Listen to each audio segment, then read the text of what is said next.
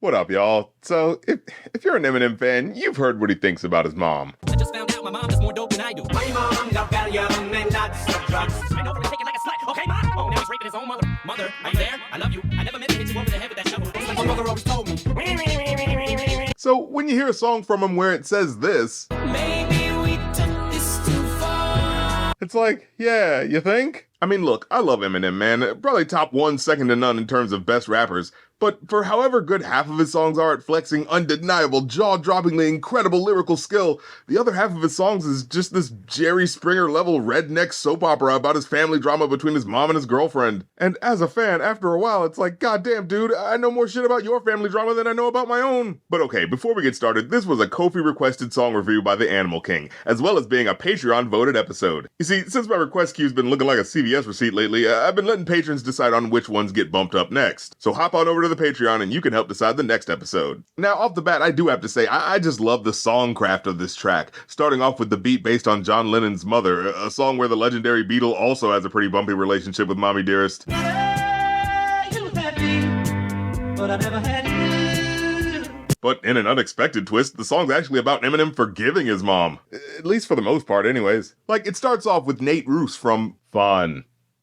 You see, I have to say it that way because the period means you have to put that ironic hipster deadpan in it. Though you say the days are happy, why is the power off and I'm fucked up? But man, just this ridiculously bleak heightening of the sadness here. It comes off like him flashing back to the good times his mom is claiming they had and just looking around like, but wait, we didn't even have power half the time. And hey, why am I so fucked up that literally millions of dollars worth of therapy wasn't enough to stop me from making this many songs about you? I went in head first, never thinking about who, what I said hurt, in what verse. My mom probably got it the worst. And, you know, as much as you want to back his mom here, I don't know, the more you remember about what he said about her, the more it kind of feels justified. But I'm sorry, mama, for cleaning out my closet. Like, in Cleaning Out My Closet, the infamous song he mentions here, he's brought up shit like her abusing prescription drugs in front of him as a kid. But put yourself in my position. Just try to envision witnessing your mama popping prescription pills in the kitchen. Or making him claim that he had illnesses that he didn't have. Going through public housing systems, victim of Munchausen syndrome. My whole life I was made to believe I was sick when I wasn't. Yeah, for those who don't know, Munchausen syndrome is a fake mental disorder where messed up parents would either pretend their kids were sick or purposefully make them sick so that the kid had to keep relying on them. Like, that's some pretty fucked up shit. And the stuff he brings up here isn't much better. You kicking me out? It's switching degrees and it's Christmas Eve. Little pictures me. So yeah, not the most motherly instincts. But then Eminem has a strangely sobering moment where he acknowledges the mental health issues she was dealing with. Then Nate got taken away by the state at 8 years old, and that's when I realized you were sick. And that's the moment the other shoe drops in this whole scenario. Like, oh, this ain't just, my mom was mean. This was a systemic tragedy. I mean, damn, we're not just cleaning out the closet now. We're fumigating the whole fucking house. But regardless, I don't hate you, cause mom, you're still beautiful to me, cause you're my mom.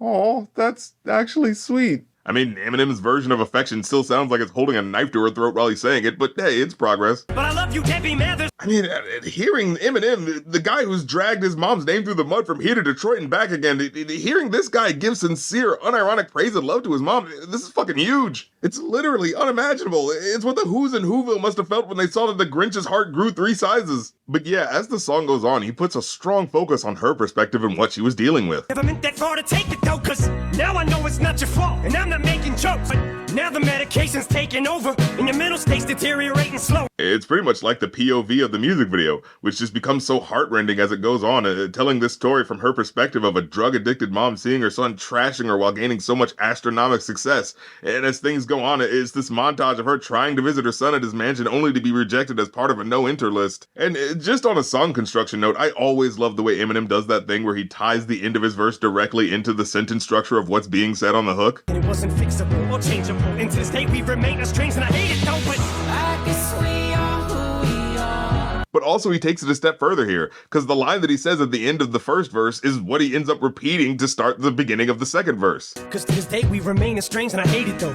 cause you ain't even get to witness your grandbaby's growth. Oh yeah, and apparently this is actually true. He hasn't been in contact with her in years, and therefore neither has his children. Although one has only met the grandma, one once. But there's a scene in the video where she happens to catch him as he's leaving, and when he actually has a moment to see her face, he comes over to hug her, much like he says in the song. You pulled up in a drive one night as we were leaving to get some hamburgers. Me, her, and Nate, we introduced you, hugged you, and as you left, I had this overwhelming sadness. And I notice he specifically mentions the most popular song about his mom twice. Did I take it too far, cleaning out my closet and all them other songs? But I'm sorry, mama, for cleaning out my closet at the time. I was angry, rightfully, maybe so. Probably because that's the song where he made the point about keeping his kids away from her. And Haley's getting so big now, you should see it, she's beautiful, but you'll never see her, she won't even be at your funeral. So yeah, that's maybe why he specifically feels so bad about it. That song I no longer play, it shows, and I cringe every time it's on the radio. And so by the end of their interaction, he finds himself in a moment of regret. I saw your headlights as I look back, and I'm mad I didn't get the chance to thank you for being my mom and my dad. So, mom, please accept this as a tribute. I wrote this on the jet, I guess I had to. And it sounds like this regret was compounded by a recent plane turbulence scare he went through. Let's go to set defense in my seatbelt, I guess we're crashing.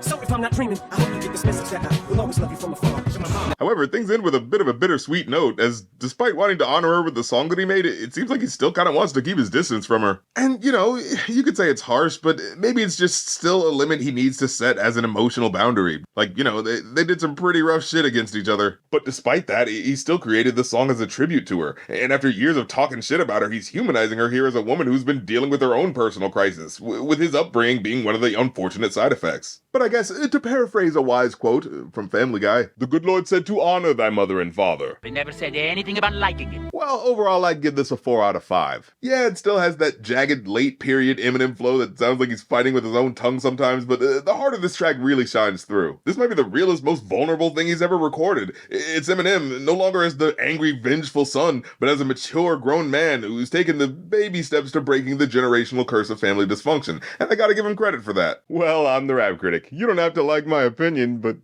oh man, forget the snappy ending line. I gotta call my mom.